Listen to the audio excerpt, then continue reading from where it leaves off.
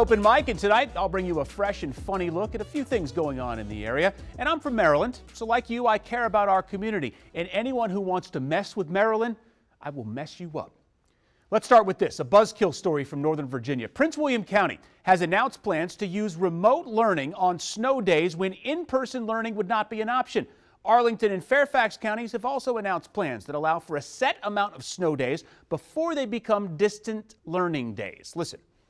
With winter weather returning this week, the school district announced a plan called Code Orange when weather is marginal and road conditions are uncertain for a limited period. Students will learn virtually from home at their own pace using assigned work. I think most of the kids are not going to do it. They're going to do just like they did when we were closed for COVID. I'm someone that believes that kids need snow days as well, and they need a little time off. Gotta love her optimism. By the way, Code Orange is also known as Code.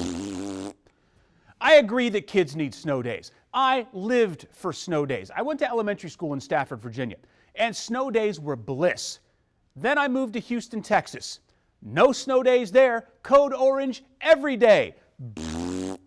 Snow days are like a little slice of Christmas and recess just all rolled into one. I can't imagine a generation of children not knowing what that's like. Some adults can relate. If you work for the government, whenever it snows, you know you're checking for that OPM alert at the bottom of the screen, the same way kids watch the news to see the name of their school system scroll across the screen with the words closed next to it, only you're doing it from your recliner with a beer ready to crack it open at 7 in the morning when you see that your office is closed.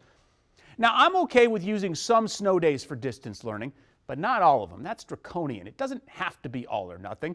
Let the kids recharge their batteries and have some fun in the snow, right? Next up, out of Charlottesville, Virginia, this ties into a story from yesterday's monologue. The statue of General Robert E. Lee, at the heart of the violence in Charlottesville in 2017, is set to be melted down by the city's African American History Museum and turned into a new piece of public artwork. This is the worst nightmare of the people who marched in khakis and tiki torches over that statue. They put on their casual Friday best and hit the streets and ended up hastening the demise of their beloved Confederate icon. What was once a reminder of those who fought to uphold slavery and white supremacy is probably going to end up being a statue of somebody like, I don't know, George Washington Carver. Could you think of a more fitting end? The alt-right did all of that marching, and what did it get them? Peanuts. Brilliant and highly innovative peanuts. The bronze from the statue gets to be reborn with dignity, and a symbol of institutionalized racism gets to serve a brand new purpose. It's long overdue, but better late than never. I chose this next story out of D.C. because it's going to impact fans of fast food here and in other major cities. KFC is adding D.C.'s signature condiment, Mambo sauce, to its menu. Not just in the D.C. area, but in restaurants in Dallas and Atlanta as well. Carry-out cuisine going national. KFC partnering with Capital City Mambo Sauce, which is a black and female-owned business here in the D.C. area. The two companies will bring Mambo sauce to its customers in 3 major markets. Now, if Mambo sauce becomes popular beyond the D.C. area, we've got KFC and Capital City to thank. The Colonels must have cousins in Largo or Seat Pleasant or something. That's the only way I can imagine this collaboration happening. If they start serving half smokes too, we'll know that I was right. And I chose this last story out of D.C. because it's an important one. The D.C. jail allowed cameras inside today as city leaders made an effort to show what conditions are like for inmates.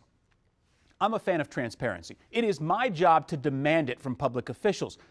But I am skeptical of how transparent any jail is going to be. We're going to see the display inmates, right?